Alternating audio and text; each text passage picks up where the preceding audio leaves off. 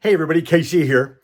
So I've had some conversations this week with folks who were a little surprised by the fact that I did an extended conversation with Ralph Nader on Monday, largely focusing on his book, The Rebellious CEO, 12 Leaders Who Did It Right.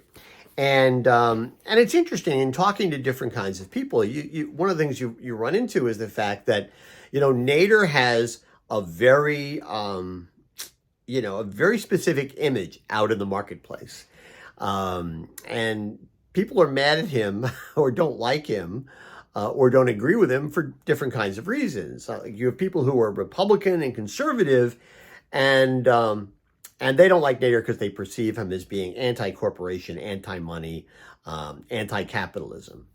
And then you talk to people who are liberals and Democrats, and they don't like Nader because they believe because he ran for president in 2000, he's basically the reason that George Bush became president and not Al Gore. Nader cost them Gore the election. So people are mad at him for both reasons. And it's interesting, I did some reading before I had my conversation with Ralph Nader, and it's been interesting to a great degree since 2000. He has not been as effective in terms of his lobbying, talking to Congress, trying to push through consumer-oriented legislation, regulations, things like that, as he was beforehand, largely because he's become anathema to Democrats. And, I have a couple reactions to this. To those who don't like him because of his perceived attitudes towards business and capitalism, I would say, get over it. If Ralph Nader did not exist, we would have to invent him. It is critical that people like Ralph Nader are out there holding up their end of the conversation and forcing people who don't agree with them to consider possibilities and to consider circumstances that they might ordinarily not think about, right? I'll put it this way. How many lives did Ralph Nader save because of his position on the Corvair and talking on unsafe at any speed?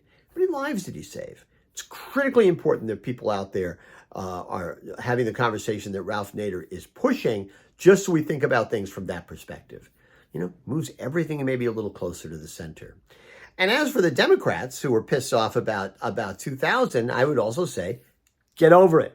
It's 23 years ago, okay? We live in a democracy. Things happen. Sometimes people get elected you don't like.